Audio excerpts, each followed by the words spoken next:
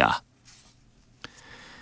정부가 이달 초 우크라이나 카호우카 댐 파괴로 피해를 본 이재민 등을 돕기 위해 100만 달러 규모의 인도적 지원을 제공합니다.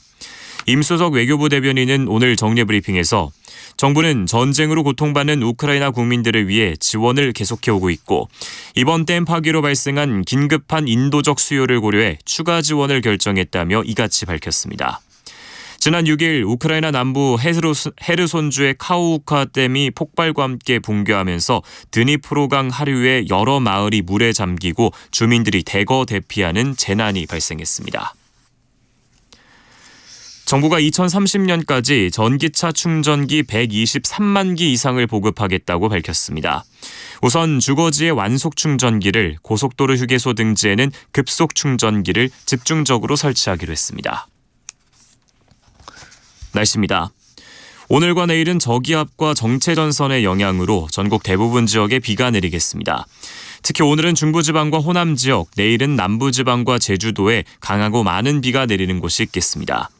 앞으로 서울, 인천, 경기 서부와 강원 동해안, 충남 북부는 20에서 60mm, 호남과 제주도는 100에서 최대 250mm가 넘는 비가 내리겠습니다. 경남 지역은 50에서 많은 곳은 150mm 이상, 경기 동부와 강원 내륙 산지, 충남 북부를 제외한 충청 지역, 경북과 울릉도, 독도는 30에서 최대 100mm 이상의 비가 내리겠습니다. KBS 1라디오 저녁종합 뉴스를 마칩니다. 아나운서 남현종이었습니다.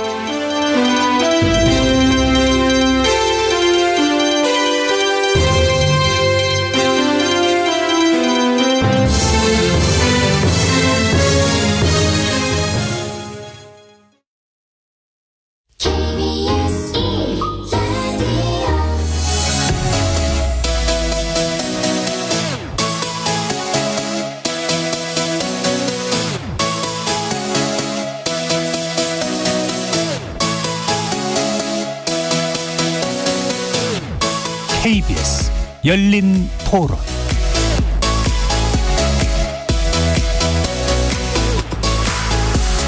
안녕하십니까. KBS 열린 토론 정준희입니다. 내년 총선 때 수도권을 중심으로 30석 정도의 의석을 차지할 수 있는 세력이 등장하면 2450, 24년도에 50석 이상은 50석? 기본이다. 이렇게 생각을 하고 준비를 하고 있는데요. 이 동키호테 정신이 가능하다고 봅니다. 6411 정신 빼고는 다 바꾼다. 이 나라 정치가 이제까지 대변해주지 못했던 사회적 약자들을 책임지는 정당이라고 했던 이 부분만큼은 우리가 버리고 가서는 안 된다. 금태섭 전 의원, 양향자 무소속 의원, 그리고 이정미 정의당 대표 세 사람의 이야기 들어봤는데요. KBS 열린 토론 매주 목요일 여의도 정치 바깥에서 국회를 바라보는 색다른 시선 국회 외사당으로 여러분을 만나고 있습니다. 이제 22대 총선이 불과 10달을 남겨놓고 있습니다. 바야흐로 여의도 정치권은 내년 총선 대비태세로의 전환을 앞두고 있죠. 이 와중에 국민의힘과 더불어민주당 양당 체제의 시소게임에 회의를 품은 세력들이 또 한 번 제3지대를 표방하며 창당 움직임을 보이고 있습니다. 금태섭 전 의원과 양향자 의원은 신당 창당을, 그리고 정의당은 당명 변경까지 열어둔 재창당을 추진하겠다고 밝혔습니다. 양당 구도가 뿌리 깊게 유지되고 있는 우리 정치 문화에서 새로운 종류의 제3정당이 성공을 거둘 수 있을까요? 잠시 후 세 분의 논객과 함께 우리나라의 견고한 양당 구도를 진단해보고 그것의 변동 가능성에 대해 국회 바깥의 시선으로 살펴보겠습니다. KBS 열린 토론 지금부터 시작합니다. 살아있습니다. 토론이 살아있습니다. 살아있는 토론, KBS 열린 토론. 토론은 라디오가 진짜입니다. 진짜 토론, KBS 열린 토론. 오늘 토론 함께해 주실 세 분 소개합니다. 지난주에 이어서 박주웅 변호사 나오셨습니다. 안녕하십니까. 이동수 청년정치크루 대표 자리해 주셨습니다. 안녕하십니까. 전라디언의 굴레 저자 조기동 작가 함께하셨습니다. 네, 안녕하십니까. 문자로 참여하실 분은 샵 9730으로 의견 남겨주십시오. 단문은 50원, 장문은 100원의 정보 이용료가 붙습니다. KBS 모바일 콩과 유튜브를 통해서도 무료로 참여하실 수 있습니다. KBS 일라드의 모든 프로그램은 유튜브를 통해서도 함께 하실 수 있습니다. 여러분의 많은 관심과 참여 부탁드리겠습니다. 자, 지금 뭐 총선을 앞두고 종종 나타나는 현상 중에 하나인 제3지대 신당 창당 움직임 또는 재창당 움직임이 방금 말씀드린 바와 같이 눈에 띄게 나타나고 있습니다. 자, 이와 같은 움직임에 대해서 전반적인 평가를 한번 세 분께 먼저 좀 들어보도록 하죠. 조 작가님부터 말씀 주실까요? 네. 그 삼지대 정당이 지금처럼 뭐 본물 이룬 적이 없었던 것 같고 또 네. 재밌는 거는 뚜렷한 제3의 대선 후보가 없음에도 불구하고 삼정당을 만들어야 된다는 흐름은 굉장히 좀 새로운 것 같고요. 네. 저는 이게 그 산업화와 민주화라는 기존 정치 질서를 구성하던 요소들이 이제 드디어 무너지면서 이게 다들 이제 가축전을 벌이는 양상으로 접어들지 않았나. 약간 뭔가 혼돈의 시기? 초입을 알리는 그런 그 현상이라고 생각을 합니다. 예. 이동수 대표님. 네, 저도 이제 이 현재 이 양당 중심의 정치 구도에 대한 좀 국민들의 피로도가 높아진 상황이 아닌가라는 생각이 드는데요. 제가 이제 여론조사를 하나 갖고 왔는데 한국갤럽이 지난 22일에서 22일 전국 만 18세 이상 유권자 1000명을 대상으로 실시한 자체 조사 결과인데요. 참고로 요거는 이제 중앙선거관리위원회 여론조사 심의위원회 홈페이지에서도 참조하실 수가 있습니다. 근데 이제 이 여론조사에서 정당 지지율을 보면은 전국적으로 이제 국힘이 35%, 민주당 31%, 그리고 무당층이 29%인데 또 재미있는 게 이제 서울만 놓고 봤을 때도 무당층이 28%, 경기 인천이 29%예요. 근데 저는 이게 이제 우리가 언뜻 보기에는 이 제3지대에 대한 어떤 열망과 니즈가 되게 높아진 것 같지만 또 한편으로는 이게 또 착시일 수도 있겠다는 생각이 드는 게 예. 이제 이런 여론은 분명히 존재를 하지만 지금 이 소선거구제 이제 제도 하에서 사실 지금 보면은 서울이든 경기 인천이든 간에 무당층이 이 세 번째거든요. 국힘이든 민주당이 이제 1, 2등을 다투고 있고 이제 무당층이 세 번째인 상황에서 예컨대 이제 각 지역구마다 뭐 한 2명씩을 뽑게 된다고 한들 결국에 모든 무당층이 이 제3정당을 밀어줘도 이제 현실적으로 어려운 이 상황이지 않나 이렇게 생각이 되고 예. 그래서 저는 그래서 지금 제3지대에 대한 바람이 좀 불고는 있지만 또 만약에 내년 총선을 앞두고 이제 양당이 이제 좀 중도 확장 전략을 꾀한다면 또 제3정당의 어떤 이런 기반들이 좀 위험해질 수도 있지 않을까라는 좀 생각은 하고 있습니다. 예. 무당층에 대한 과잉 평가 내지 그것이 가질 수 있는 제한점에 관련된 이야기도 들어봤고요. 박지웅 변호사님. 예. 뭐 통상적으로 이렇게 선거를 앞두고 그러니까 자연스럽게 뭐 제3지대라고 하는 것들 일어나는 흐름이 좀 자연스러운 현상이라고 예. 보고요. 그러니까 그 어떤 뭐 소선거구 제도라든지 또는 1987년 9차 개정헌법의 또 한계 같은 것들로 인해서 계속 나타나는 반복적인 현상이었다고 봅니다. 87년 이후에. 그래서 역대적으로 보더라도 뭐 국민의 국가 이전에 정주영 그 당시 현대 예. 그 총수께서 국민당을 창당한 적도 있고, 또 자민련도 마찬가지고, 또 이제 2008년도에 이제 자유선진당, 또 최근까지 이제 국민의당 이런 여러 흐름들이라고 하는 것들이 그러니까 기존의 양당의 이런 정치 질서에서 그런 대립 구도에서 그 소외된 그런 제3층들을 포섭하기 위한 하나의 전략적인 투표 이런 것들을 노린 일종의 전략들이라고 볼 수 있는 거죠. 예. 그럼 방금 말씀 주신 내용에 대해서 좀 더 이제 얘기를 나눠보면 아까 이제 조 작가님도 말씀 주셨지만 보통 대선 때나 대선 후보가 명확할 때 그를 중심으로 모이는 경향이 있고 또 덧붙이자면 이제 지역 구도를 가지고 지역 기반 같은 것들을 나름대로 가지고 움직이는 경향인데 이번에는 그건 아닌 것 같다라고 이제 얘기가 한다면 박 변호사님은 차이점이 뭐라고 생각하세요, 과거와는? 그러니까 사실은 그 과거의 제3지대와는 좀 차별이라고 하는 건 이제 인물 어떤 예. 하나의 대선과 연결될 수 있는 그런 인물 구도가 형성되지 않은 상황에서 나타나는 현상이라고 좀 볼 수 있는 측면이 분명히 있는 것 같고요. 그러다 보니까 어떤 실제로 이런 제3지대가 등장한다는 부분에 대해서 관심이 좀 국민적인 관심이 상대적으로 낮고 예. 왜냐하면 어떤 대중적인 스타쉽이라든지 이런 것들이 없이 정당이라는 게 사실 돌아가기가 굉장히 어렵거든요. 근데 결국 구심점이 있어야 되는 거고 예. 그런 측면 때문에 그런 이제 뭔가 아울리어 또 이제 이런 아웃사이드의 이런 뭔가 소수 정당의 목소리 같은 것들을 대변하거나 또는 어떤 하나의 노선 강령 이런 조직 체계를 갖춰가면서 정당이 형성돼야 되는데 그런 예. 흐름들이 뚜렷하게 나타나고 있지 않은 거죠. 그래서 과거에도 보면은 뭐 제3정당이라고 하진 않았습니다만 대부분은 이제 소수적 어떤 견해를 알리기 위해서 나오는 경우들이 많았는데 이번은 인물의 어떤 값이라고 말하기 좀 그렇고요. 대선 후보급이라고 볼 수 없는 분들인데 또 그렇다고 해서 소수 의견만을 표방하는 건 또 목적은 아닌 것 같아요. 이 갭이 어떻게 이제 파악이 되는 건데 이동수 대표님 말씀 주시죠. 저는 이게 아까 처음에 저희가 말씀드렸던 그 양당에 대한 어떤 피로도의 산물이라고 생각을 해요. 지금 보면은 금태섭 의원이나 전 의원님이나 양양자 의원님 같은 경우 사실은 원래 이제 민주당 소속이었다가 뭐 조국 사태든 아니면 검수완박이든 이런 사건을 거치면서 이제 탈당을 하셔가지고 지금 제3지대를 만들고 계시는 건데 이제 뭐 물론 이제 저는 만약에 이제 이분들이 또 지역적 기반이 있었다면은 또 그 제3정당이 어떤 지역 정당으로서의 어떤 성격을 또 띠려고도 하지 않았을까라는 생각도 좀 들긴 하고요. 일단 기본적으로 뭐 이런 이 지금 현재 이제 양당에 대한 어떤 정치 양극화의 피로도가 있는 상황에서 이분들이 어떻게 보면 지금까지는 그래도 좀 상징적인 존재였고 그게 이제 또 제3지대 어떤 신당 창당으로도 이어지고 있는 게 아닌가 생각이 됩니다. 예. 아까 조 작가님께서 이제 이게 나름대로 좋게 평가하신 부분은 산업화하고 민주화라고 하는 두 개의 어떤 가치를 가지고 있었던 것이 이제 드디어 좀 퇴장하거나 거기에서 뭔가 다른 것들이 나타나려고 하는 모습인 것 같다. 그걸 혼돈 내지 혼란이라고 표현하셨는데 이 두 분들이 그거를 표방하고 있는 가치가 있는 것 같으세요? 아직까지 뚜렷하게 제시한 게 없고 또 분명히 노선을 어떻게 설정할 거냐는 걸로 굉장히 내부 갈등의 여지가 많습니다. 대표적인 게 이제 안철수 의원 같은 경우가 2011년에 처음에 이제 정치 선언하고 새정치연합을 만들고 이런 과정에서 내부에서 굉장히 또 노선 때문에 갈등을 빚거든요.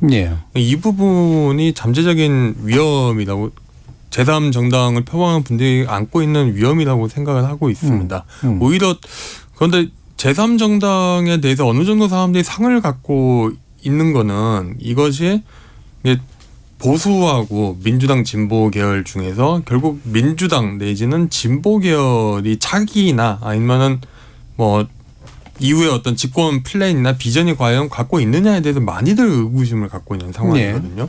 이 부분에 대해서 파고드는 정치 세력이라고 생각을 하고요.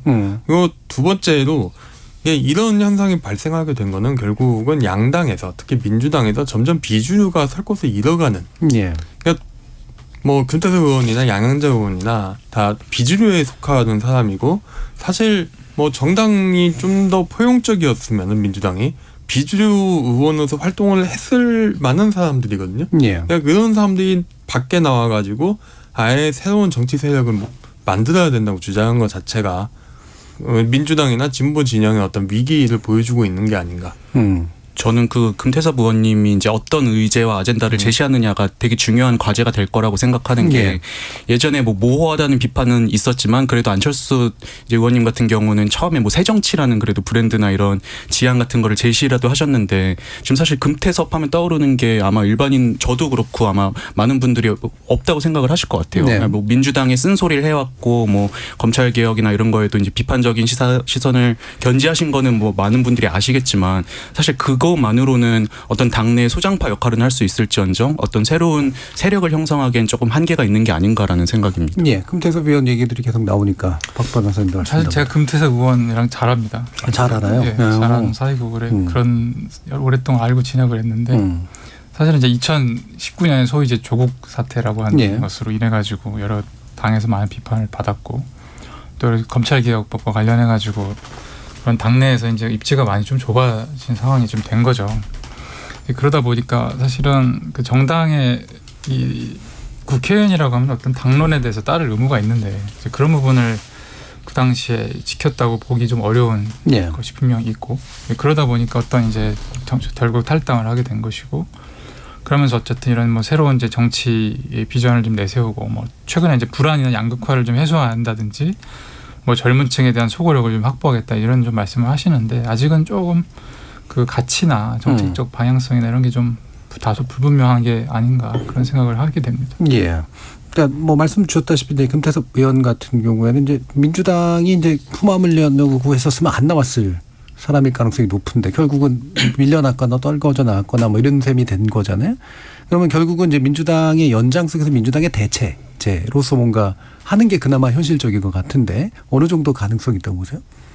결국은 민주당이 어떻게 움직이느냐에 따라서 달려 있는 거라고 생각을 합니다. 이건 결국 2016년에 안철수의 국민의당의 성공이 어느 정도 그 비교 대상이 될 텐데요. 네. 2016년에 그 국민의당이 호남을 중심으로 해가지고 굉장히 선전을 했잖아요. 네. 근데 그 정서에는 그 민주당 내부에서 결국 수도권에 있는 중산층 화이트 칼라라는 집단 유권자 집단과 전통적인 민주당의 지지층 호남 예. 출신들의 어떤 갈등의 연장선상에서 호남 출신 옛날부터 민주당의 본인들이 사실 주인이라고 생각했던 그분들의 입장에서 과연 그 이른바 친문들에게 어떤 그 주도권 내줄 수 있느냐, 정치적인 주도권을, 이런 고민들의 산물이었거든요. 예. 그냥 비슷하게 민주당의 변화가 어느 정도 가느냐에 따라서 근대서 신당의 어떤 정치적인 폭발력은 많은 영향을 받을 것 같습니다. 예. 그러니까 민주당이 좀 더 뭐 포괄적이고 좀 더 대표성을 띠게 되면 아무래도 빛이 나기는 어렵겠지만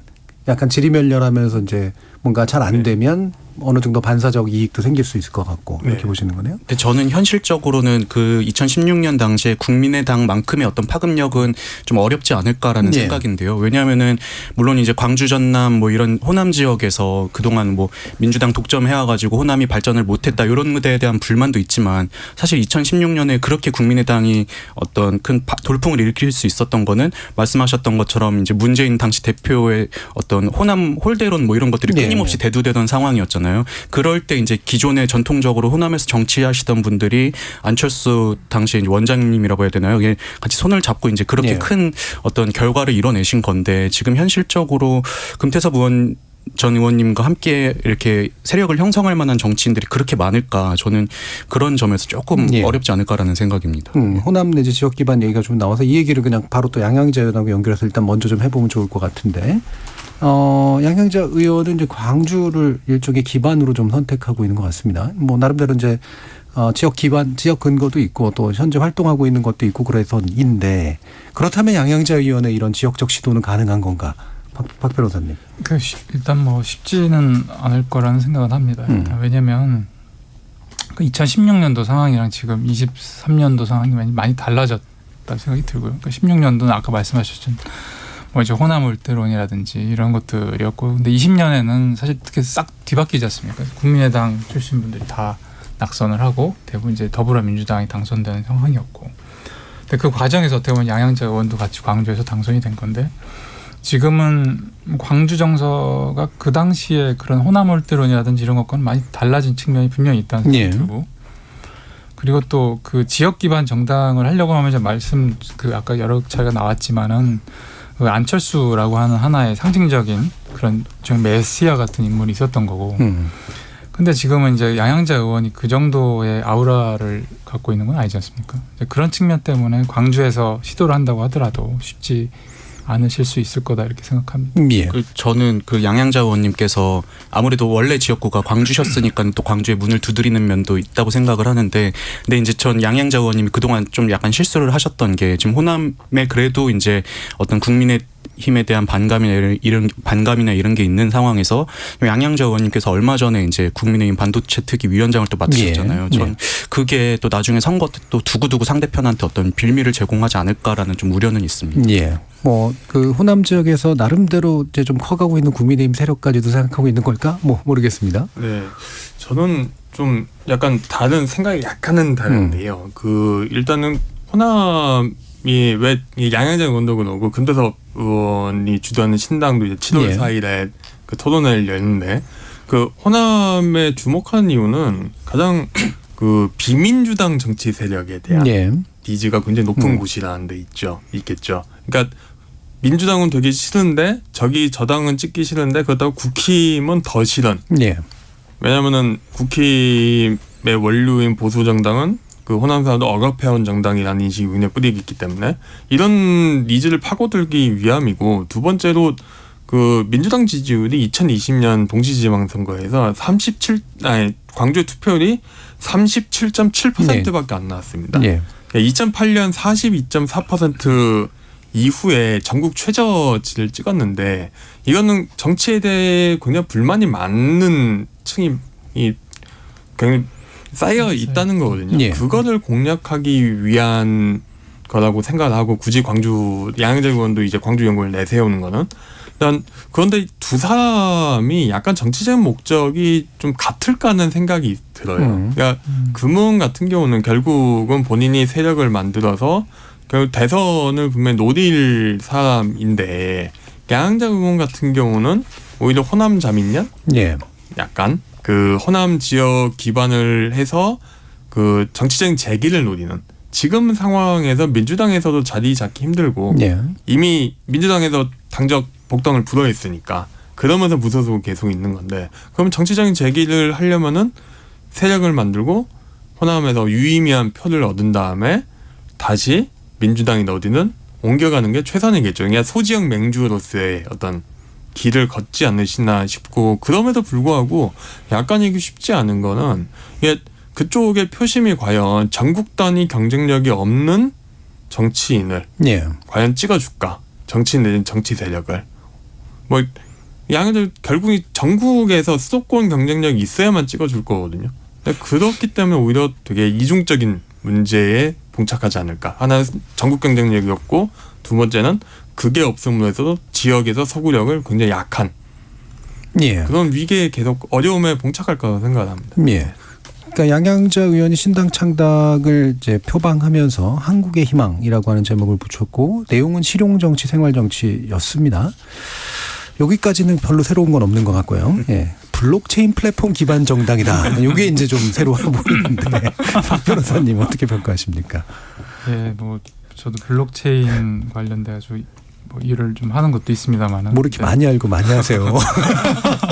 변호사로 먹고 살면 이것저것 예. 많이 해야 돼요. 예. 근데 일단 그 블록체인이라고 하는 성격은 이제 다수의 참여자가 전제되어 예. 있는 것이고 또 다른 하나는 그러니까 분산형 네트워크를 기반으로 해서 거기서 신뢰할 수 있는 여러 가지 상호 간의 계약이라든지 예. 이런 것들 자동적으로 체결하고 이런 것들이 블록체인의 기본인데 정당의 성격이라는 건 사실 블록체인화 하기가 상당히 어렵습니다. 왜냐하면 정당이라고 하는 것은 분산된 형태가 되기 굉장히 어렵고 결국 다수의 참여자는 전제되지만 결국은 중앙 형태로서 뭔가 선출에 가까운 형태로 계속 뭔가 특정한 목표를 좀 집착할 수밖에 없고 결국은 집권이라는 걸로 대변되는 것이고 그러니까 이런 상황에서 어떠한 이제 많은 입장들이 대변이 되고 그것들을 그 의사소통할 수 있는 플랫폼이 있다는 건 맞는 말이지만 그 자체가 어떤 그 당사자 간의 어떤 기반으로 형태가 유지되고 있는 블록체인과 같은 형태로서의 예. 뭐 그런 네트워크를 이룰 수 있다라고 하는 건 사실 머리에 좀 잘 안 와닿고요.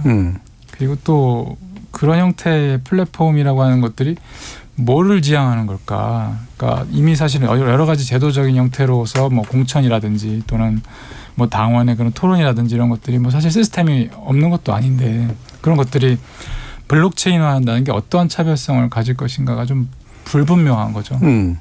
예전에 사실은 뭐 어떻게 아는 건 아니지만 일들이 했던 얘기들 뒤에서 나왔던 얘기들을 좀 들어보면 이 아이디어는 굳이 말하면 이제 돈 많이 드는 오프라인 중심의 조직체 정당이 아니라 온라인으로 이제 당원들 끌어모으고 온라인으로 의사결정을 하는 이런 방식을 해보겠다 쪽이 좀 더 가까웠던 거로 기억하는데 어떠세요, 이동수 대표님? 근데 저는 그 양양자 의원님이 이력은 되게 매력적인 분이시잖아요. 네. 여상을 나오셔서 뭐 삼성전자에서 최초로 또 여성 상무도 하시고. 전 차라리 이제 뭐 블록체인 이런 게 아니라 예전에 이명박 대통령 하셨던 것처럼 뭐 셀러리맨의 신화 이런 식으로 이제 네. 어필하고 뭐 화이트 칼라 직장인들에게 어플을 했으면은 좀 괜찮았을 것 같은데 이제 본인은 이제 막 처음 독립을 어떻게 보면은 시작하시는 상황에서 좀 차별화라든지 아니면 세련된 모습을 보이려고 하셨던 것 같아요. 근데 저는 뭐 정치권에서 4차 산업혁명, 뭐 메타버스 이런 얘기 나올 때마다 제 주변 친구들은 어르신들 저런 거 왜 이렇게 좋아하냐고 우리는 아무도 관심 없는데 이런 얘기 많이 하거든요. 예. 그래서 저는 그래서 지금 이제 한국 정치가 처해 있는 문제는 사실 그런 기술적인 문제 뭐 이런 게 아니라 그냥 당장 지금 양당 대표들 만나서 밥 먹기도 힘든 이런 양극화라든지 아니면은 뭐 이런 이 정치적 의사결정에서 어떤 일반적인 보편적인 시민들의 목소리가 반영되지 않는 것들 이런 거지 전 기술적인 문제는 아니라고 생각하거든요. 예. 그래서 이제 뭐 진짜 어떤 국민들의 의견을 엽서로 받든 아니면 진짜 자유 게시판에 글을 뭐 이렇게 받든 간에 이런 문화를 만드는 게 중요한 거지 기술적인 측면에서는 뭐 이렇게 딱히 이렇게 어떤 국민에게 소구력을 보이시기가 좀 어렵지 않을까 생각합니다. 예. 삼성 후광 효과를 좀 더 생각하시는 것 같긴 한데 그게 생각보다 잘 안 팔릴 것 같다는 느낌이신 거죠? 예. 조기동 작가님. 네. 좀 블록체인의 가장 문제는 이게 최근에 정치권이 블록체인으로 겪은 가장 큰 사건은 김남국 의원 사건인데요. 되게 약간 그 양현장 의원의 그 아이덴티티를 어떻게 갖고 갈 거냐에 대한 그 전략이 부족한 게 아닌가. 일단 이 생각이 들고 이 부분은 두 분과 의견을 꽤 같이 하고요. 좀 다른 이야기를 하고 싶은데 결국 이제 조직 이야기를 당을 하면 할 수밖에 없거든요. 그냥 그러면서 좀 이게 세련되지 못하거나 아니면은 방법론이 새로운 게 없으니까 이걸 이야기했지만은 결국 신당에서 의외로 신당이 중요한 거는 신당의 조직을 어떻게 구축할 건가. 지지자를 어떻게 조직할 거냐는 게 아닌가 싶습니다. 유럽 같은 경우를 보면은 그 마크롱의 앙마르슈 사례를 보면은 앙마르슈 마크롱 같이 스타 정치인이 한 70년대 후반생에서 87년생까지 있거든요. 2016년 당시에 굉장히 젊은 사람들을 데리고 엘리트 학교를 나온 그 젊은 사람 데리고 정치를 시작을 하는데 가장 신경 쓴 것 중 하나가 조직화예요. 유권자의 조직화 내지는 유권자의 의견을 받아서 본인의 정책 내지는 정치 플랫폼으로 구현을 시키겠다는 거기서 또 그 인터넷 기반이나 IT 기술 많이 활용을 하거든요. 좀 이런 식의 결국 신당 우리가 많이 흔히 제3지대에서 이야기하는 거는 정치인 이야기지만 정치 담론에서 결국 정치인 입장에서 그 당을 만드는 사람 입장에서 중요한 거는 조직을 어떻게 구축할 건가. 이 문제를 좀 봐야 되지 않을까 싶습니다. 그 조직 말씀이 나오셔서 이 금태섭 신당 내지 양양자 신당이라고 하는 것들이 결국엔 지역도 사실은 별반 없고 사실 이념적으로는 아직은 뚜렷하지 않다면 세를 모으는 게 이제 중요할 텐데 그 세는 원래는 이제 현역 의원들 내지 전 의원들로 표방이 되고 기타의 어떤 나름대로 이름값이 있는 분들로 이제 되잖아요. 밑에 밑바닥 조직들은 또 만든다고 하더라도 이동수 대표님 보시기에 어느 정도 영입 가능성이 있다고 보십니까? 영입이라는 게 어떤 좀 더 그 눈에 띄는 인물들을. 그 저는 그 영입이 되게 중요하다고 생각을 해요. 지금 물론 이제 금태섭 의원님, 금태섭 전 의원님이나 양양자 의원님의 어떤 개인에 대한 뭐 평판이라든지 이미지 뭐 이런 걸 차치하고서라도 이제 주변에 초반에는 아무래도 이제 좀 괜찮은 분들 아니면 신선한 분들 예컨대 뭐 최근에 이제 봉달 그 곽대중 대변인 뭐 영입하듯이 이렇게 기존 정치권에 없었지만 또 나름의 식견을 갖춘 분들을 영입할 수 있다고 생각을 하는데 근데 이제 그동안의 제3지대 정당들을 보면은 아무래도 이제 리스크가 있다 보니까는 좀 여기에 합류하는 분들이 기성 정당에서 공천 못 받을 것 같은 분들이 또 합류하는 경우들도 많은데 그 경우에는 이제 뭐 속된 표현으로 이 당의 어떤 품질 관리가 제대로 이루어질까에 대해서 좀 저는 우려하는 부분은 있습니다. 두 분도 한번 전망해 주시죠. 인재 영입 가능성에 대해서 초기동 작가님. 결국 지지율을 얼마나 끌어올릴 수 있느냐겠죠. 그러니까 사실 저는 새정치나 제3지대 정당에 대한 개본이 2010년 이후에 계속됐다고 생각하는데 2011년에 안철수 의원 같은 경우는 안철수 의원이 뜬 거는 이제 강연 청춘 콘서트를 하면서 그 신드롬이란 말이 나올 정도로 붐을 일으키지 않았습니까? 그래서 거기서 뭐 본인의 브랜드도 쌓고 인지도 넓히고 또 거기 나왔던 사람들이 되게 신당에도 참여를 많이 합니다. 이렇게 조직 기반을 다지는데 윤석열 대통령 같은 경우도 5월 달에 정치적 메시지 내고 6월 말에 정치 선언하고 본인 세력을 그때부터 되게 빨리 확충을 하는데요. 결국 거기서 본인 국힘의 지지 대안이 없음과 윤석열의 높은 지지율이 인력을 충원하는 일종의 정치적 자본이었죠. 그리고 금태섭 의원의 정치적 자본은 결국 지지율인데 지지율과 메시지를 얼만큼 본인이 뭔가 그 판을 흔들 수 있는 걸 내놓을 수 있을까 여기에 달려 있지 않을까 싶습니다. 새로운 인물들이 있을까도 전 사실 근본적으로 궁금한데 박 변호사님. 일단 그 인재 영입이라고 하는 과정이 결국은 정당의 새로운 창당을 전제를 하는 것이고 근데 새로운 정당의 창당이라는 게 계신 분들 잘 아시겠지만 돈이 엄청 많이 들어야 돼요. 중앙당 조직을 갖춰야 되는 거고 또 지역 조직을 갖춰야 되고 또 그 관련해서 전당대회도 해야 되고 전당대회 하는 데만 돈 엄청 많이 듭니다. 그거 실제로 지금 최근에 문제가 되는 지금 민주당 사례만 하더라도 결국은 그 전당대회 과정에서의 지금 돈봉투 문제 이런 게 문제가 되고 있지 않습니까? 근데 그런 상황이다 보면 사실은 실제로 어떤 하나의 신당을 창당하는 과정에서 그런 이제 비용 문제 그게 또 따라가지고 인재 영입이 따라야 되는데 이걸 그럼 이제 출자할 사람이 누군 건지, 그 다음에 또 그렇게 하는 것이 가능성이 있다고 볼 수 있는 건지, 이런 걸 종합적으로 판단하고 인재들도 들어가는 거거든요. 근데 그런 모든 걸 봤을 때, 그러니까 지금의, 그러니까 물론 앞으로 어떻게 될지는 뭐 사실은 예단할 수는 없겠습니다만, 네. 현재만으로 봤을 때는 뭐 쉽지는 않을 것이다. 그러니까 특히 물론 선의를 가진 그런 제3의 정치라는 게 성공하는 걸 왜 바라지 않겠습니까? 근데 그걸 떠나서 어떠한 지금 슬로건이나 뭐 비전이라든지 이런 게 뚜렷하지 않고, 사실은 기존의 양당의 정치에서 그 어떤 그 반대의 기치를 높였던 분들이 나와서 뭔가 새로운 걸 해보려고 하는데, 그런 경우는 사실은 어떠한 가치나 노선이나 이런 걸 정립하기가 쉽지가 않죠. 예. 저는 말씀하십시오.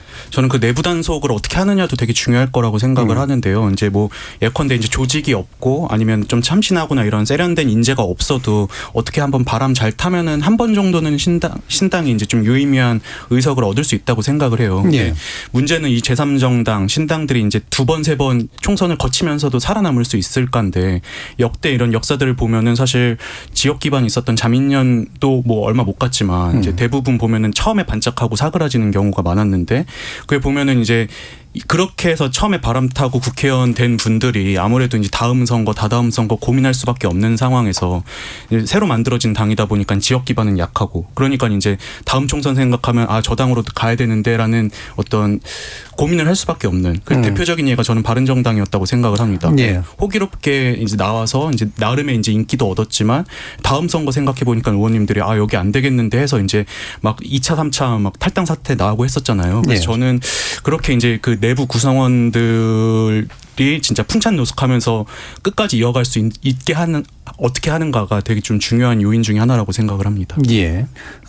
사실 정의당 얘기까지도 일부에서 하려고 했는데 2부로 좀 돌려서 정의당 얘기 좀 더 깊게 해보는 게 좋을 것 같고, 이게 아무래도 이념이 그래도 비교적 뚜렷한 정당이기 때문에. 자, 그러면 여러분들이 보시기에 양 신당에서 여러분들 영입하면 들어갈 것 같습니까? 금태섭 의원님과 친한 분 한번 말씀드려보죠. 저는 좀 민간에서 여러 가지 뭐 그 생업에 종사하는 게 더 보람 있는 일이라 지금 그럴 생각이 없습니다. 예, 어디서 불러도 안 간다. 예. 정치권 어디서도. 예, 그렇습니다. 예. 용산에서도 불러도. 이미 제가 뭐 청와대 근무를 해봐서. 예, 예. 그러면 이게 조기동 작가님. 일단 지금 상황에서는 저는 정치권에도 별로도 안 갈 것 같고, 그다음에 제가 정치에 뜻이 있다고 가정을 할 경우에 예. 지금 상황에서 제가 저 삼정당에 가서 뭘 바랄 수 있을 건가. 결국 중요한 거는 공천을 받던가 뭐 아니면은 하다못해 어디 구청장이 될이나 지자체장이 될 수 있는 어떤 기반을 갖던가 뭔가 얻을 수 있는 게 있어야 되는데 예. 그게 뚜렷하지 않거든요. 지금 상태에서는 글쎄요, 움직이지 않을 것 같습니다. 예. 이게 가장 솔직한 대답이 아닐까 싶긴 한데. 예, 이동훈 현실적이시네요. 대표님. 예. 아, 저도 만약에 이 당이 진짜 대한민국의 미래다 이런 느낌이 드는 당이면 뭐 한 4-5석밖에 못 얻을 것 같아도 갈 것 같은데, 사실 지금의 거론되는 제3정당들에선 저는 개인적으로 그런 모습은 아직까지는 안 보이는 것 같거든요. 예. 그래서 저도 그냥 이대로 있을 것 같습니다. 알겠습니다. 자, 그러면 이게 지난번 저희 월요일 코너에서는 정의당은 사실은 제3지대 정당과는 다른 종류의 정당이기 때문에, 그래서 제3지대 정당을 구분해서 얘기해야 된다라는 평론가들의 평들이 있어서 여기서 이제 다른 제3지대 정당의 가능성에 대해서 좀 더 얘기를 하면서 일부를 맞춰볼까 하는데, 제3지대 정당이 어느 정도 정치개혁의 어떤 정치개혁 내지 정계 개편의 핵이 될 수 있으려면, 아까 뭐 일부 얘기들은 나왔습니다만 어떤 것들이 좀 중심이 될 것 같다. 이를테면 무당층이라고 하는 존재들의 마음을 끌어모으려면 어떻게 보세요, 조기동 작가님? 뭐 가장 유럽 정치에서 가장 성공한 제3정당은 제가 생각하기에는 베를루스코니인데요. 94년 예, 이탈리아에. 그러니까 당시의 상황이 이탈리아 기민당과 사회당이 부패 스캔들로 완전히 망해버립니다. 그리고 공산당대로 그 소련이 망하면서 공산주의 붕괴로 갈피를 못 잡죠. 그래서 원내 1, 2, 3당이 모두 다 헤매는 국면에서 그 기민당 영역을 잠식해 가는 대체를 하는 거거든요. 결국 가장 중요한 거는 기존 정당이 지금보다 훨씬 더 망하느냐가 첫 번째일 거고, 두 번째는 이게 새로운 정치 세력이 나와서 기존 정치 세력을 대체할 수 있어야 된다는 걸 보여주는 거예요. 예. 단순하게 혁신이 문제가 아니라, 중도층 공략의 혁신이 문제가 아니라 민주당이건 아니면 국민의힘이건 A라는 정당은 민주당을 완전히 민주당 밀어낼 수 있는 정당 또는 B라는 정당 국힘을 밀어낼 수 있는 정당이라는 인식을 국민들에게 심어줄 수 있어야 된다고 생각하는데 예. 그러려면 결국 이제 리더십하고 명확한 메시지겠죠. 내가 이 정당이 정치라면 내가 이거는 확실하게 하겠다. 이 부분을 보여주는 게 중요할 것 같습니다. 네. 그래서 이미 부자들이 좀 망해야 된다. 그리고 이 대체 세력으로서의 힘을 보여줘야 되는데 핵심은 리더십 그리고 네. 메시지다. 이동수 대표님. 저는 이제 아까 처음에 이제 조기동 작가님께서 말씀하셨던 것처럼 이 산업화 민주화라는 어떤 시대 정신들을 지금 양당이 각각 하나씩 독점하고 있는 상황이잖아요. 근데 이거의 어떤 유통기한이 점점 끝나가면서 이제 국민들의 어떤 피로도가 높아진 상황인데 네. 그래서 저는 제3정당이 이 산업화 민주화 이후에 어떤 시대 정신을 설정하고 그걸 국민들께 설득하느냐. 뭐 예컨대 인구 문제일 수도 있고 양극화 문제일 수도 있고 한데 네. 이걸 어떻게 설득하는가가 또 관건이 될 수 있다고 보고 있습니다. 좀 더 새로운 종류의 의제하고의 연관성.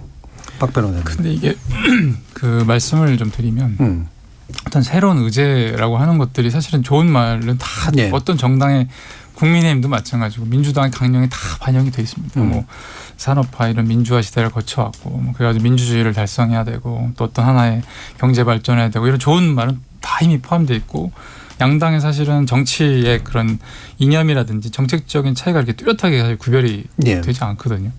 왜냐하면 모든 그런 대형 정당의 특징이라고 하는 건 소위 이제 정치학에서 얘기하는 캐치올 파티, 네. 그러니까 모든 정책을 포괄해가는 형태가 되기 때문에 사실 제3당이 어떤 집권을 하려고 하면 상당히 쉽지 않은 부분이 그런 거고 그러려고 하면 이제 말씀하신 같이 뚜렷한 어떤 하나의 정책적인 노선과 그 인물과 그리고 그것이 어떤 시민들한테 주는 이미지가 동일하게 일치해야 되거든요. 대표적으로 성공한 정당 사실은 독일의 그 녹색당 같은 예. 거라고 말할 수 있겠죠. 그러니까 그거는 이미 그 1970년대부터 뭐 당시에 이런 녹색 운동이라는 것들을 같이 결합한 형태로서 정당 유지가 되어 왔던 거고 그런 이제 각인들이 되어 있었고 어떻게 보면 사회적인 변화 또 글로벌한 이런 에너지 흐름의 변화라든지 이런 것들이 같이 맞아 떨어졌기 때문에 성립이 됐던 것이고 또 그 자체에 이제 풀뿌리 민주주의를 이제 강화해가는 그런 또 독일 내부의 정치적인 흐름들도 있었고 이게 결합이 되니까 성공을 했던 건데 이렇게 사실 지금 한국의 제3정당 제3지대라고 하는 것도 어떻게 보면은 속된 말로 소위 떴다방처럼 운영되는 경우도 네. 상당히 많은데 그러니까 그렇게 해가지고 집권을 한다고 하더라도 결국 기존의 양당 정치 질서에 다 흡수되고 결국은 아무것도 없게 되는 경우가 훨씬 많았던 거죠. 예. 그러니까 국민들이 그런 부분 때문에 신뢰하지 않는 거죠. 예. 이 녹색당 같은 경우는 이념도 명확했고 사회운동 기반도 있었고 분위기도 있었고 사실은 또 연정 경험이 굉장히 중요하잖아요. 중요하죠. 예. 근데 우리는 연정이라고 하는 가능성이 사실 굉장히 떨어져서 뭔가 이렇게 대안색으로 클 만한 일종의 준 집권 경험 이런 것들을 갖기도 좀 어려운 면이 있는 것 같은데 뭐 저는 그 이제 아까 말씀드렸잖아요. 제3정당이 한 번은 그래도 어떻게 바람을 일으킬 수 있는데 두 번, 세 번 이어가는 게 너무 네. 어렵다고. 저는 비슷한 맥락인 것 같아요. 그 만약에 그 가운데 지역에서 중도적인 어떤 제3정당이 계속 명맥을 유지하고 있으면 그래도 요즘 같은 때 한 번쯤은 국민들의 선택을 받을 수 있다고 생각을 네. 하거든요. 근데 이제 이분들이 이제 일단 한 번 되고 나면 결국에 또 그 재선 막 이런 것들이 너무 힘들다 보니까는 막 이제 말씀하신 떴다방처럼 여기저기 이제 이합집산하고 하는데 전 그 원인 중에 하나가 지금 우리 국회 구조가 너무 이제 교섭단체 중심으로 또 꾸려지고 있는 부분도 있다고 네. 생각을 해요. 예컨대 뭐 정당 보조금도 그렇고 회의 진행하는 데 있어서도 그렇고 뭐 원내 정당일지라도 막 한 3-4석 가지고는 이제 뭐 목소리도 내기 어려운 네. 그리고 이제 정의당 같은 경우는 이제 의원님들이 자기 월급에서 까서 당직자들 월급 줄 정도로 이제 네. 열악한 상황도 있었는데 그래서 저는 좀 이런 이 교섭단체도 물론 중요하지만 이 기준을 좀 낮춘다든지 그래서 좀 정당들이 그래도 이제 명맥을 유지할 수 있을 만한 환경을 마련해 주는 것도 좀 필요하다고 보고 있습니다. 네. 주체 세력도 중요하지만 그걸 품어낼 수 있는 구조가 일단 또 어렵기 때문에 자 조기동 작가님. 예. 연정은 이게 양당의 지배력이 약해지거나 어느 한 당도 이제 과반수를 차지하지 못하면은 필연적으로 가능할 수밖에 이루어지지 예. 않을까 싶은데요. 대표적인 경우가 이제 그 DJP 예. 연합과 비슷한 형태겠죠. 그러니까 오히려 양당의 유권자에 대한 지배력이 지금보다 약해질 경우에 연정도 저는 제한적인 형태이지만 가능할 것 같고요. 그 다음에 오히려 제3지대 정당이 지금의 제3지대 정당이 아니라 향후에 점점 많은 시도가 벌어질 경우에 나타날 흐름 중 하나가 저는 수도권 정당론이라고 네, 생각합니다. 수도권 특히 경기도에 불만이 많은 민주당의 불만이 많고 그렇다고 국힘은 싫은 이런 유권자들이 굉장히 많이 있거든요. 예. 이런 유권자들이 이제 대선과 2022년 대선과 지방선거에서 많이 민주당을 이탈했었는데 그 사람들을 잡거나 아니면은 난 잡는 정당 내지는 정확히 말하면 30대 40대 화이트 칼라들 예. 내지는 여성들을 대상으로 하는 정당이 나타나면은 어느 정도 세력 구축은 가능하지 않을까 이런 생각을 해봅니다. 예, 과거에 세보수상이나 이제 이런 데서 또 많이 고민했었던 영역이기도 한데, 자 그러면 일부 논의를 통해서 그러니까 전 의원 내지 현 의원이 추진하고 있는 신당이 과연 어느 정도의 가능성이 있을까, 그리고 그게 왜 그렇게 쉽지만은 않아 보일까라는 데서 중심으로 이야기를 나눠봤고요. 이어지는 2부에서 정의당의 재창당은 과연 어떤 의미가 있을까라는 논의와 함께 우리나라에서의 이 양당제 문제를 한번 또 짚어보는 식으로 이야기를 해보겠습니다. 자, 정의진 문자 캐스터 불러서 청취자들이 보내주신 문자 들어보고 가겠습니다. 네, 지금까지 여러분이 보내주신 문자들 소개합니다. 유튜브에서 홍익인간님, 지금 국민들이 원하는 정치는 어떤 한 방향의 가치관이나 노선이 아니라 정직하고 투명하고 믿을 수 있는 정치 세력입니다. 국민들이 정치인에 대한 믿음이 없지 않습니까? 6897님, 제3지대, 신당, 선거 때마다 나오는 얘기 아닙니까? 기존 정당과 뭐가 어떻게 구체적으로 다르다는 건지 일반 시민의 입장에서는 잘 모르겠습니다. 3178님, 당이 하나 더 생긴다고 과연 안 싸울까요? 그냥 둘 싸움이 셋 싸움 되지 않을까요? 큰 차이가 있을까 싶습니다. 7606님, 기존의 영호남 양당을 견제할 힘있는 제3의 젊은 당의 탄생을 원한다면 투표 방식부터 종이가 아닌 전자투표나 앱투표 등을 적극 도입한다면 가능할 것 같습니다. 9530님, 우리나라 정치 지형에서 제3지대가 성공하는 것이 더 힘든 것 같습니다. 안철수의 국민의당은 안철수 당시 대선 후보의 개인기가 가장 크게 작용했던 것이고 그 전에도 그 후에도 뒤를 이을 만한 제3지대는 없을 것 같습니다. 7573님, 본인들의 이익이나 정치적 계산 때문에 민생 법안도 내쳐버리는 기성정당에 지쳐 있습니다. 정치인들은 소신대로 활동을 하고 국민들의 삶에 관심을 가지고 의정활동을 하는 새로운 정치 22대 국회를 기대합니다. 3682님, 지금 나오는 제3지대 세력들의 가장 큰 문제점은 매력적인 인사도, 매력적인 정치 구호도 없다는 것입니다. 국민들이 양당 체제에 지쳤지만 그렇다고 다른 세력에 대해서 큰 기대를 가지지 않고 있습니다. 제3지대가 성공하려면 참신하고도 혁신적인 인물과 가치가 필요합니다. 라고 보내주셨네요. 네, KBS 열린 토론, 이 시간은 영상으로도 생중계하고 있습니다. 유튜브에 들어가셔서 KBS 일라디오 또는 KBS 열린 토론을 검색하시면 지금 바로 토론하는 모습 보실 수 있습니다. 방송을 듣고 계신 여러분이 시민 논객입니다. 계속해서 청취자 여러분들의 날카로운 시선과 의견 보내주세요. 지금까지 문자캐스터 정의진이었습니다. 토론은 치열해도 판단은 냉정하게. 복잡한 세상을 바꾸는 첫걸음은 의외로 단순할지도 모릅니다. 평일 저녁 7시 20분 당신을 바꾸는 질문. KBS 열린 토론 정준희입니다. KBS 열린 토론 정치 외곽의 시선으로 국회를 바라보는 국회 외사당 이동수 청년정치크루 대표, 조기동 작가, 박지웅 변호사 이렇게 세 분과 함께 하고 있습니다. 자, 일부에서 미처 못했던 정의당 이야기로 한번 넘어가 보죠. 네, 정의당은 이제 재창당을 표방하면서요. 이게 이제 자강론과 재창당론이 대립하던 과정에서 아마도 재창당 속에 이제 초점을 맞추고 있는 것 같은데, 뭐 비노동 정당은 물론 아니긴 하지만 사회 생태 국가를 지향하는 정당. 그래서 녹색과 기존의 노동 내지 이제 페미니즘 이런 것들이 이제 한꺼번에 좀 결합된 그런 지향들로 아마 나오고 있는 것 같습니다. 이런 흐름에 대해서 어떤 평가를 해주실까? 일단 세 분의 의견을 또 먼저 들어보죠. 이동수 대표님. 저는 지금 이 정의당이 처해 있는 문제는 사실은 진보 진영의 문제라고 생각을 해요. 제가 이제 2018년쯤이었던 것 같은데 그 당시에 한국노총 위원장이던 지금 이제 민주당의 김주영 의원님 이제 간담회를 한 적이 있었거든요. 근데 그때 인상적이었던 말씀 중에 하나가 지금 노조들이 처한 문제는 사실 나이가 너무 많아졌다. 그래서 이제 과거에 이제 민주화 운동하던 5, 60대들 위주고 20, 30대들이 안 들어오고 있어서 청년들이 좀 이런 데 있어서 관심을 가져달라고 말씀을 해주신 게 기억이 나요. 예. 근데 저는 그게 뭐 노동조합의 문제이기도 하지만 똑같이 이제 진보 정당들의 문제인 것 같기도 합니다. 그래서 지금 그동안 이제 진보 정당에서 이제 기존에 이제 민주화 때 가져오던 의제들, 뭐 민주화라든지 아니면은 이제 뭐 노동 인권 뭐 이런 것들이 있었는데 이걸 이제 업데이트하려고 사실 지난 총선 때 뭐 류호정, 장혜영 이런 분들이 들어왔다가 결과적으로 그 실험은 실패를 하게 된 거죠. 지금 지지율로 봤을 때는. 그래서 저는 진보 진영이 어떤 이제 뭐 계속 아까부터 나왔지만 새로운 어떤 아젠다를 또 이제 내놓지 못한다면은 좀 어려울 수도 있다고 생각을 합니다. 네, 조계성 작가님. 네, 저도 이 대표님 진단하고 비슷한데요. 저 같은 경우는 지금 2022년 선거가 어떤 민주당뿐만 아니라 진보 진영의 세계관의 파산이 아닌가. 핵심적인 거는 반독재 투쟁이나 세계관에서 반독재 세력을 몰아내고 민주화된 세력이 주류가 되면은 사회가 정상화되고 올바르게 될 것이다. 그리고 국민들이 우리를 계속 지지해 줄 것이다. 근데 실제로 주류가 교체됐는데 세상은 그렇지 않았잖아요. 예, 주류가 정말 교체됐다고 느끼세요? 정치 쪽에서는 꽤 저는 교체됐다고 생각합니다. 정치도 그렇고 문화나 사상 쪽에서도요. 예.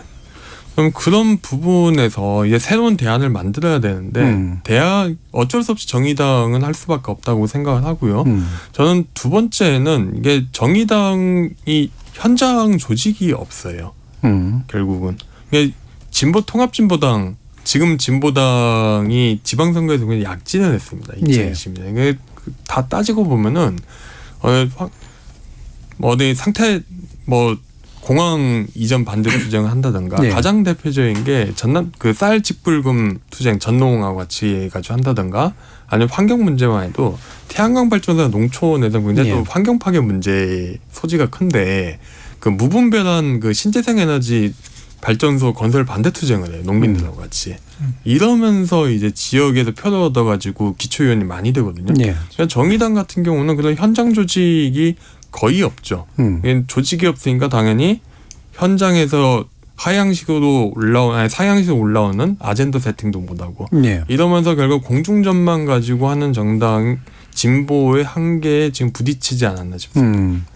사실 뭐 진보당 기억이 원래 대중조직 운동이 강하죠. 근데 지금 정의당에 남아있는 주류들은 원래는 이제 노조 기반이었는데 그걸 확장하던 과정에서 이제 사실은 좀 약간 흐릿해진 기반이 좀 그런 측면도 있는 것 같아서 박지훈 변호사님 말씀 한번 들어보죠. 그러니까 사실 정의당이 가장 약진했던 시기 어떻게 보면 민주노동당 시기인 거죠. 그러니까 2004년도고 그 당시에 그 13% 정도 비례대표 지지율을 제가 받았던 걸로 기억을 합니다. 그랬을 때 근데 그 이후에 어떻게 보면 정의당 그러니까 전신이 민주노동당 그다음 이제 통합진보당 그다음 정의당으로 가는 이 과정에서 어떻게 보면 계속 좀 그 배제의 정치를 할 수밖에 없었던 상황인 것 같아요. 그러니까 그리고 또 대중조직과 같이 결합됐던 것들이 떨어져 나가 우리 조기성 작가님 말씀하셨던 것처럼 떨어져 나가는 형태가 되었고 그러다 보니까 결국은 이제 남은 거는 사실은 소위 우리 그 정의당의 간판 스타라고 대비되는 노회찬, 심상정 이 두 분이었던 거죠. 그리고 노회찬 대표가 돌아가시고 나서는 더더욱 어떻게 보면 정의당의 갈 길을 많이 잃어버리게 된 것 같고. 그런 소위 아까도 6411 말씀하셨지만 노회찬 전 대표가 말씀하셨던 뭐 6411이라든지 또는 뭐 삼겹살 불판을 갈아치워야 된다든지 그러니까 이런 워딩들 그리고 또 그런 하나의 스타쉽의 정치 같은 것들이 결합됐던 것들이 지금 많이 무너진 상황이라고 봐야 되는 거죠. 그래서 이게 사실은 원래 정의당은 지난 선거에서 정치 제도 개편에 상당히 목숨을 걸었던 셈이잖아요. 그래서 일종의 비례에서 나름의 이제 어떤 양당에 만족하지 못하는 것을 좀 받아 안아서 하고 싶다라는 생각을 했는데 이게 잘 안 되고 있고 어쨌든 이번에도 그렇게 잘 될 것 같지는 않은데 지금은 그래서 정치 제도 개혁의 목을 매기보다는 스스로를 바꿔서 뭔가를 해보겠다라고 좀 가고 있는 셈인데 이런 방향성 나름대로 이념적 지향성에 대해서는 어떤 평가를 하시는지 이동수 대표님 말씀 주실까요?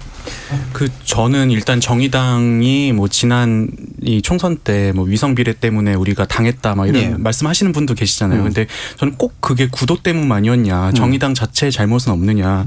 제가 이제 여론조사 다른 걸 하나 갖고 왔는데요. 그 한국갤럽이 지난 5월 23일부터 4월 동안 전국 18세 이상 1,000명을 대상으로 진행한 자체 설문조사고요. 이것도 이제 중앙선거 여론조사 심의위원회 홈페이지에서 확인을 하실 수 있습니다. 근데 이제 정당 비호감도를 묻는 질문이었는데 보면은 국민의힘의 비호감도가 58 그리고 민주당은 60%였는데 정의당이 이제 67% 거의 예. 70%에 육박하는. 근데 이제 특히 이제 좀 제 주변에 2030 이 또래들이 느끼는 게 뭐냐면 정의당이 그동안 약간 우리는 정의로운 집단이고 우리는 항상 얘기하는 게 약자를 보듬고 맞는 얘기하고 근데 여기에 대해서 좀 반론을 제기하면은 뭐 차별주의자라든지 혐오주의자로 낙인 찍고 점점 더 이제 좁은 곳으로 들어간 경향이 전 근 몇 년 사이에 있었다고 생각을 해요. 특히 이제 젠더 갈등 다루는 과정에서도 남성들도 많이 뭐 페미니즘이나 이런 거에 대해서 이제 공감은 하지만 또 가끔씩 너무 극단적인 목소리에 동의하지 않으면 마치 차별주의자인 것처럼 하는 그런 모습들이 좀 그동안 쌓이다 보니까는 이렇게 비호감도가 높아졌고 그래서 이런 문제를 혁파하지 않으면 안 된다. 저는 꼭 2년만의 문제가 아니라 정의당의 그동안 어떤 태도라든지 어떤 대중을 대하는 자세 이런 것들에 대한 변화도 저는 좀 필요하다고 생각합니다. 오히려 태도가 본질이다. 네. 조기동 작가님. 저는 약간 다른데 오히려 그 젠더 갈등에서 정의당이 훨씬 더 페미니즘 쪽으로 갈 수 있었는데 안 간 게 문제 아닌가. 예. 왜냐면은 이게 결국 이게 젠더 갈등이란 건 남성 쪽에서 남성성의 위기에서 나오는 게 전통적인 성역할이 안 되면서 트러블이 나는 건데 예. 이게 여성들 입장에서도 이게 사회가 변하면서 본인의 권익에 대해서 굉장히 예민하게 반응을 하게 되고 그쪽도 이제 전통적인 성역할을 완전히 거부하고 싶어 하거든요. 그러면 오히려 정의당이 되게 젠더 갈등에 대해서 애매모호한 스탠스를 취하잖아요. 차라리 적극적으로 페미니즘 쪽으로 노선을 주장하던가 예. 아니면은 좀 더 다른 식으로 이야기할 수도 있죠. 가령 여성 노동 등의 이슈는 굉장한 이슈이고 중장년 여성 노동 같은 경우는 페미니즘의 확장성을 노려볼 만한 이슈인데 그런 식으로 이슈 확장을 제대로 도모하지 않았던 게 오히려 좀 문제가 됐던 게 아닌가 싶습니다. 저는 좀 그 새 시대의 변화에 맞는 그 진보 이념을 만들지 않았던 게 좀 더 크지 않았나. 그리고 오히려 되게 낡았던 민주당과 함께하는 공동투쟁, 민주대연합이라는 DNA가 되게 뿌리박혀 있으면서 그 조국 사태 때도 아무런 제 목소리를 못 내고 검수완박 찬성하고 그래도 검수완박 찬성이 그 비례대표까지 가는 거잖아요. 그 정치개혁까지. 예. 그런데 정치개혁을 민주당의 선의에 의존해 가지고는 뭐 아무것도 이룰 수 없다는 게 민주노동당에서부터 역사가 보여주는 건데 이게 좀 안일하게 예전에 하던 대로 해온 게 정의당이 지금 위기에 봉착한 가장 큰 원인이 아닌가 싶습니다. 예. 박 변호사님. 지금 사실 어떻게 보면 정의당의 가장 큰 위기는 이제 아까 말씀하신 것 같이 지금 인물의 구도에 문제 있어서도 예. 어떤 그 소위 말하는 그 정의라고 하는 내지는 그 진보적 가치를 대변하는 사람이 누군가에 대해서 어떻게 보면 많이 훈련이 안 된 상황들이 좀 계속되고 있는 거고 그리고 또 그러다 보니까 어떻게 보면 그 조직 자체도 그렇게 탄탄하지 못하고 결국은 어떤 하나의 그런 우리 조기동 작가님 말씀하셨지만은 어떤 하나 이제 이념적 가치를 지금 지향하고 사실 더 명확하게 좀 선명성 투쟁 같은 것들을 해야 되는 상황인데 그런 걸 못하는 거 아니냐. 그러니까 이런 인식이 있는 거죠. 정의당 내부에도 그런 불만이 또 있는 걸로 알고 있고 그리고 자꾸 왜 민주당과 어쨌든 뭐 소위 말하는 뭐 이중대화 같은 역할을 하느냐 이제 이런 비판이 내부에 있는 거고 그러면서 어쨌든 노선에 있어서 명확하게 노선을 타야 되는데 왜 가지 못하냐. 그러니까 이런 흐름들은 분명히 있는 거죠. 근데 사실 당명으로서 나온 정의라는 거는 진보적 가치라고 얘기하셨는데 일반적으로 정치에서 진보적 가치는 아니잖아요. 그렇죠. 예. 근데 이게 이제 다른 진보적 가치를 이제 뭔가 이렇게 합쳐내는 과정에서 어쩔 수 없이 선택한 그런 당명에 좀 가까운 듯한 느낌도 있고 과거에 이제 민주화 운동의 연장에서 또 이제 파악된 측면들도 좀 있는 것 같아서 아까 조 작가님이 말씀하신 진보정당으로서의 진보적 색채를 당명에서부터 정책에 이르기까지 일관되게 못 낸 것도 있지 않느냐 이런 생각도 드는데 어떻게 생각하세요?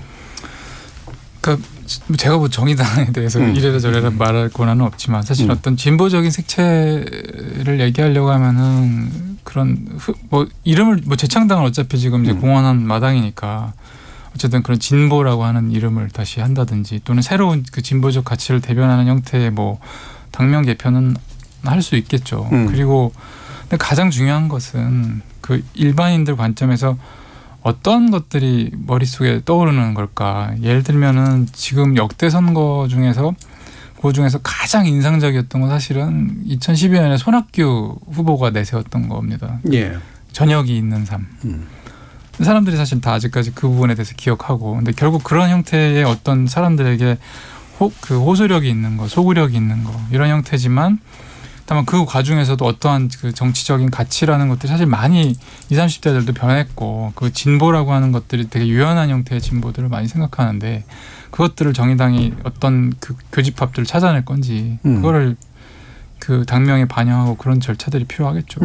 지금 하대균님께서 재창당을 한다고 해도 정의당은 정의당입니다. 그 나물의 그 밥이라는 뜻입니다. 이정미 대표도 심상정 의원을 넘어서지 못하고 똑같이 하고 있습니다. 심상정 의원이야 당직자도 전부 물러나야 됩니다라는 말씀 강하게 주셨네요. 유만식님은 정의당은 그래도 국민의 입장을 대변하는 편에 있다고 생각합니다라는 의견도 주셨고, 김동진 님은 현재 정의당은 심상정 의원 사랑 같습니다라는 표현도 좀 해주셨네요. 정의당의 그 태도의 문제를 얘기하셨는데, 좀 더 젊은 시각에서 아마 또 얘기를 하시는 것 같기도 하고요. 그렇죠. 기존의 어떤 민주화나 이런 것들에 대한 일종의 뭐 부채의식이라든가 이런 것도 없는 그런 입장에서 구체적으로 어떤 것들이 필요하다고 보세요? 필요한 거요? 네. 저는 이제 좀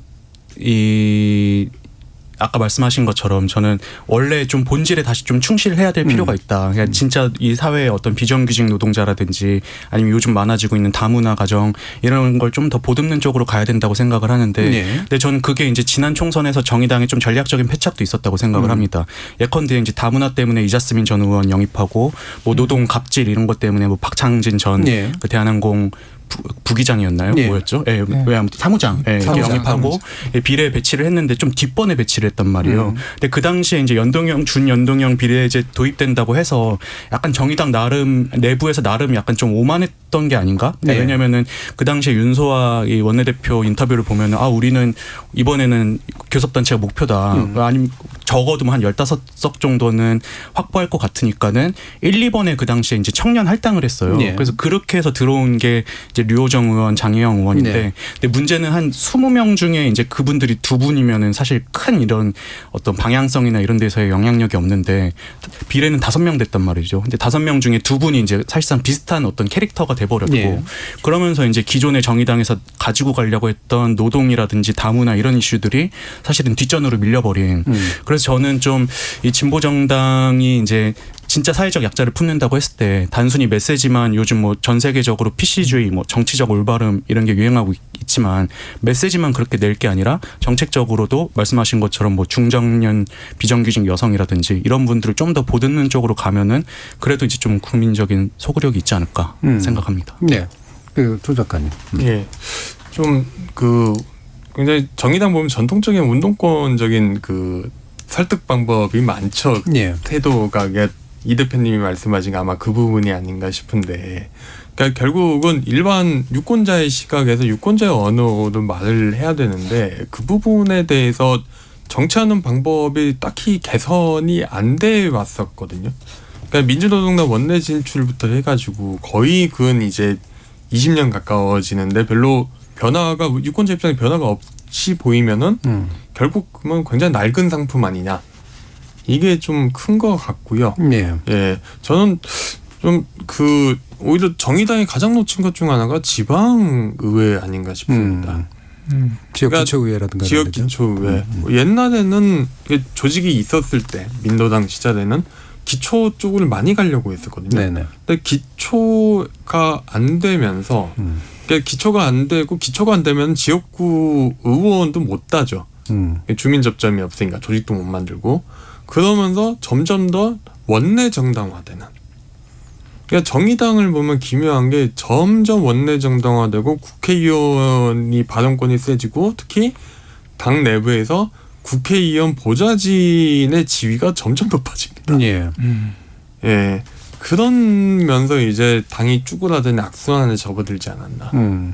원내 정당화를 지나치게 추진했거나 또는 실질적으로 그렇게 된 게 결국은 현재의 위기의 원인이다. 예, 당이 역량이 줄어드니까 점점점 원내 정당 형태로 쪼그라드는 거죠.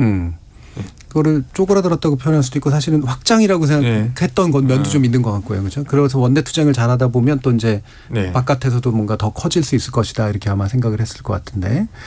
저 유튜브에서 황기정님은 또 응원하는 말씀도 주셨네요. 아무리 생각해봐도 국민의힘이나 민주당보다는 정의당이 100번은 잘했다고 생각합니다. 라고 이제 또 말씀도 주시기도 했습니다.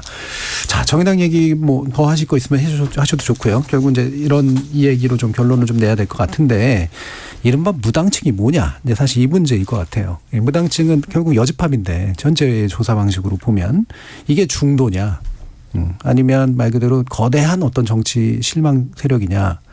실제로 선거하면은 투표에 나갈 분들이냐. 이제 이런 것들까지 이제 다 포함되는 것 같습니다. 나름대로의 그 무당층에 대한 분석을 좀 해보시면 어떨까. 이동수 대표님. 저는 이제 보면은 요건 개요로 말씀 안 드려도 되나요? 그 여론조사 보면은 그래도 청년층에서도 이제 무당층으로 찍는 분들이 많으세요. 근데 네. 이제 그 일단 전 여론조사 전화를 받았다는 것부터가 그래도 정치에 아주 관심 없는 분들은 아니다.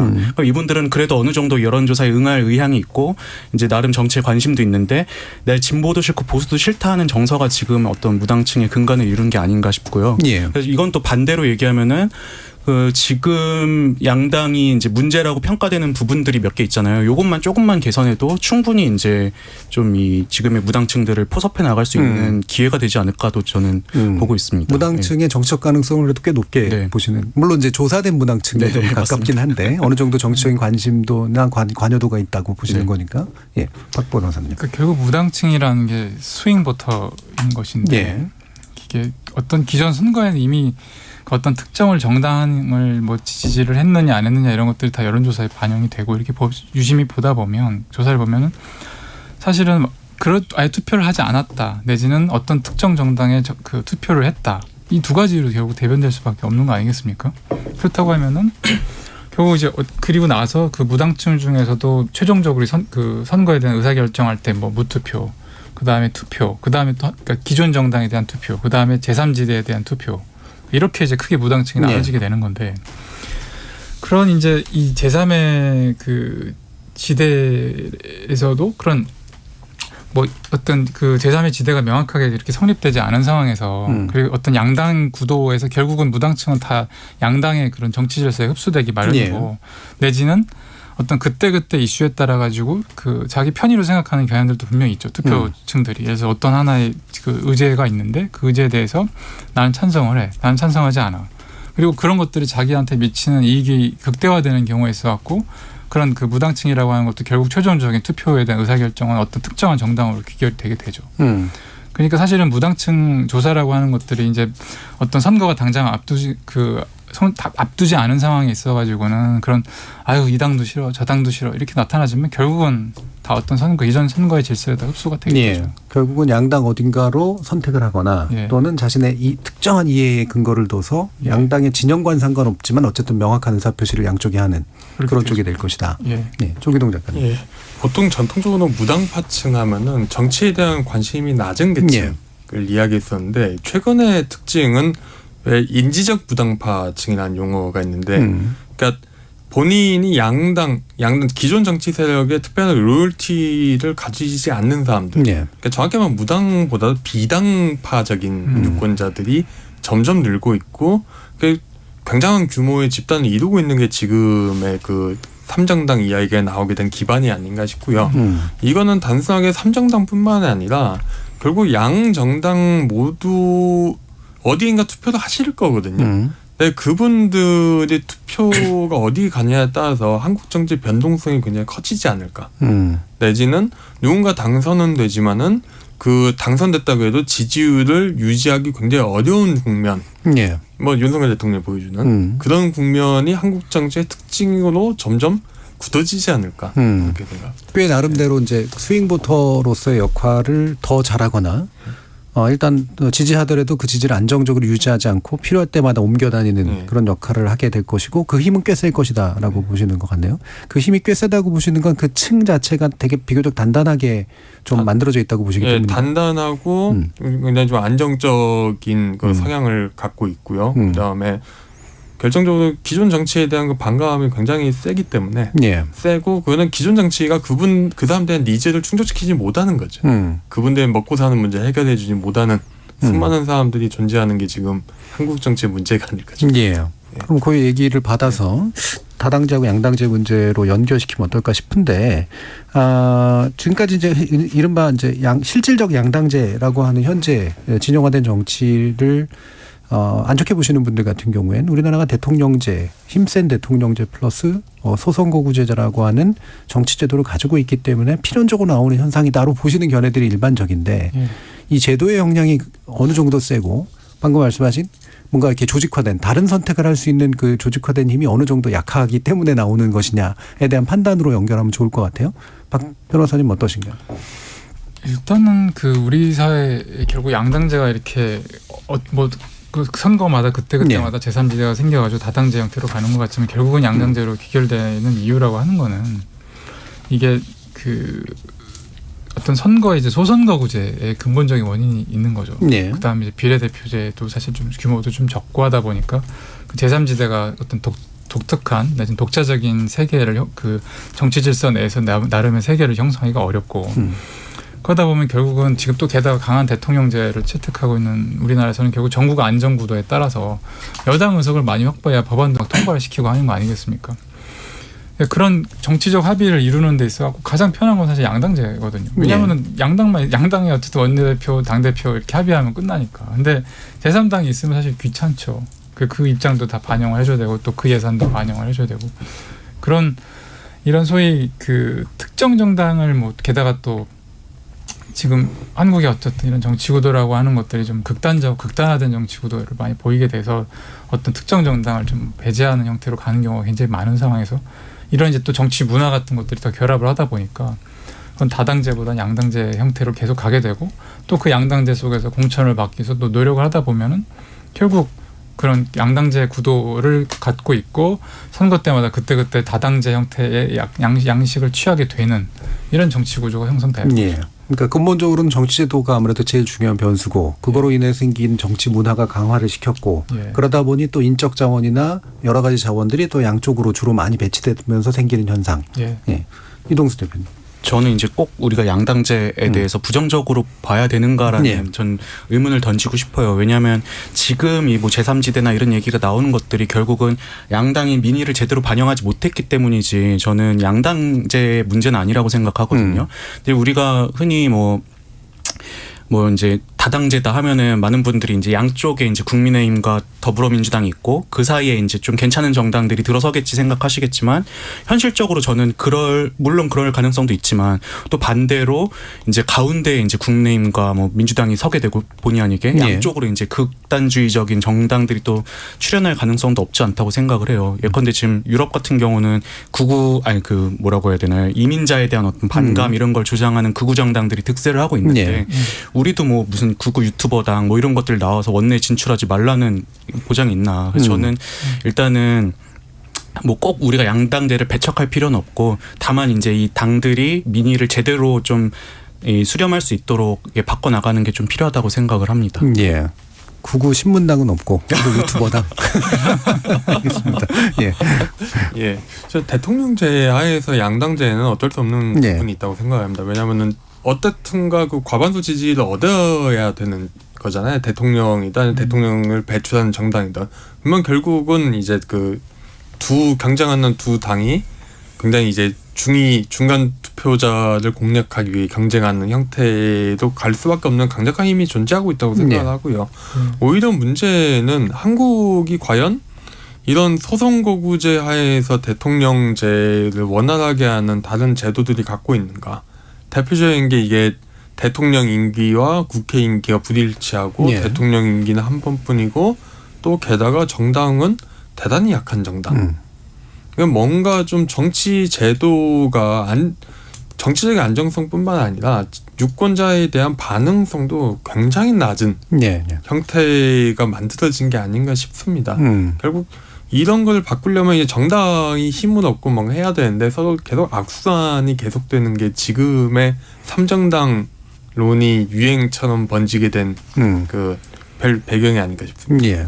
그럼 정당이 이제 정당 역할을 제대로 못하면서 생기는 현상까지도 얘기해 주셨는데 이동수 대표님은 정치 크루를 만들어서 보내야 되는데 우리나라 정당 정치가 그래도 여전히 비전이 있다고 보세요? 아니면 뭔가 좀 굉장히 큰 근본 변동을 겪을 것 같으세요? 저는 그래도 일단은 뭐 소선거구제가 뭐 진짜 막 대대적으로 바뀌지 않는 한은 양당 구조가 좀 유지될 것 같고 그래서 또 결국에는 이 양당에 또 희망을 걸 수밖에 없지 않나 1차적으로는 저는 그렇게 생각을 합니다. 근데 지금 이제 이 양당에서 불거지는 문제들을 보면은 인물 때문에 비롯되는 문제들도 되게 많거든요. 또 반대로 또 인물들만 좀 어떻게 좀 잘 바뀌고 그리고 또 이제 그런 좋은 인물들이 배출될 수 있는 좀 제도만 좀 만들면은 충분히 또 이제 좀 개선할 수 있지 않을까라는 기대를 갖고 있습니다. 예. 그 조계동 작가님, 이렇게 정당 경험도 일부 있으신데 사실은 오랜 기간에 걸쳐서 보면 사실 기존의 정당들은 굉장히 좀 허술했거든요. 근데 최근의 정당들 어쨌든 시스템화도 좀 많이 돼 있고 자원도 꽤 많은 편이잖아요. 예전부터 엄청나게 많이 발전했죠. 그렇죠. 예. 그런 면에서 보면은 우리나라 정당 정치는 또 어떻다고 보세요? 예전에 전 2000년대 정당하고 지금 정당하고 비교하면은 굉장히 많이 발전했다고 생각합니다. 일단 대중 기반이 굉장히 많이 풀뿌리가 깊어졌고요. 이게 뭐 안 좋은 걸로는 이제 그 극단적인 지지자들의 그 전횡들이 있습니다만은 지지자도 있고 꽤 그 이념적인 기반이나 정체적인 기반도 있고 어느 정도 룰을 만들어 가긴 하거든요. 예전보다는. 그러니까 이제 하지만은 과연 지금의 정당이 과연 뭐 지금 결국은 정치 제도가 사회 경제적인 문제를 해결해 주느냐 내지는 사회 경제적인 갈등 구조를 정치가 잘 반영을 해 주느냐의 문제라고 생각을 하는데 알겠습니다. 그 부분에 대해서는 굉장히 좀 문제가 있지 않을까. 예. 다음 주에서도 이 부분 한번 토론해 봐야 될 것 같네요. 우리나라 정당 정치 근본부터 한번 짚어봅시다. KBS 열린 토론 오늘 순서는 이것으로 모두 마무리하겠습니다. 오늘 함께해 주신 조기동 작가, 박주윤 변호사 그리고 이동수 대표 세 분 모두 수고하셨습니다. 감사합니다. 감사합니다. 감사합니다. 지금까지 KBS 열린 토론 정준이었습니다.